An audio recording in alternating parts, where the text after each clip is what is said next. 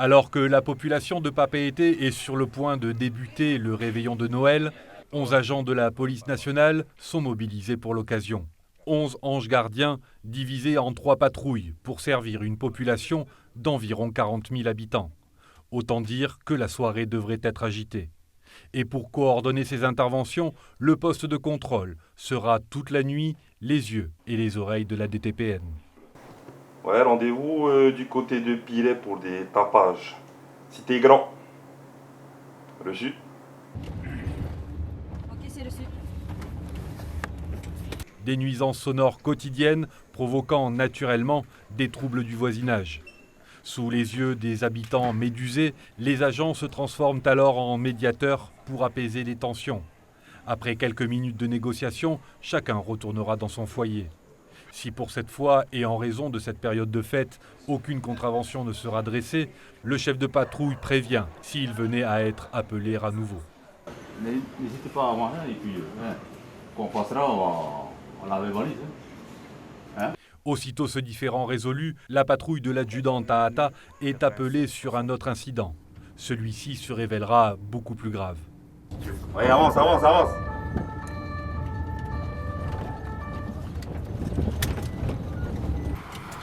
En fait, il y a une personne sexe féminin qui a du mal à respirer. Je ne sais pas si on a fait appel au profil là. Ok, je l'ai reçu, j'avise les SP, tu peux donner plus de précisions sur la nature de la victime. Plongée dans un coma éthylique profond, la victime, une SDF âgée de 21 ans, enceinte de 3 mois et porteuse du sida, ne répond plus aux sollicitations de l'agent.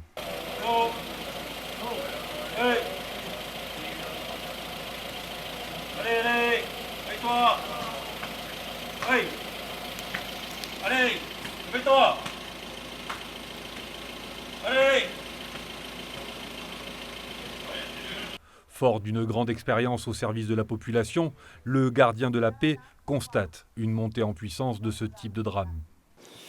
Non, c'est un constat que, en fait, depuis, ça fait plus de 20 ans, là, je suis dans la police et tout. C'est un constat qui est un peu en train d'accentuer avec le temps. Et puis, comme je disais tout à l'heure, l'alcool, c'est le facteur dévastateur aussi. Hein. Quand on voit tous les dégâts que ça peut causer sur ces jeunes-là en général. Hein. Après une demi-heure d'intenses efforts de la part des sapeurs-pompiers et du SAMU, la jeune victime revient à elle. Elle sera rapidement évacuée vers le CHPF. Pour ces hommes de l'ombre, cette nuit de réveillon reste une soirée comme les autres. Et il faut rapidement se projeter vers de nouvelles interventions. En parallèle, du côté du commissariat, on s'affaire à préparer un repas de Noël pour apaiser le fait d'être éloigné de ses proches. Un rituel essentiel pour leur hiérarchie. Oui, cette cohésion est très importante pour moi et pour l'équipe. On a prévu un repas, donc on va s'organiser avec ce qu'on pourra faire et on va s'adapter. Ainsi, chaque patrouille viendra, à tour de rôle, profiter de ce repas. Alors que d'autres dorment en cellule de dégrisement, les agents profitent de ce moment de franche camaraderie qui sert à resserrer les liens. Je suis contente qu'on se fasse ce repas entre nous et surtout que cette cohésion elle reste. Hein. Je rappelle encore, l'ennemi c'est dans la rue, c'est pas entre nous. Donc on a quelque chose à se dire, il faut se le dire. D'accord ? Allez, bon appétit. Après s'être restauré, pas le temps de se reposer, car plus les heures passent, plus le risque d'infraction augmente. Là, un contrôle routier inopiné.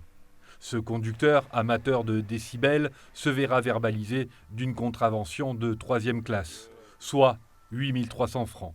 En soi, cette nuit de Noël ressemblera aux 364 autres jours de l'année.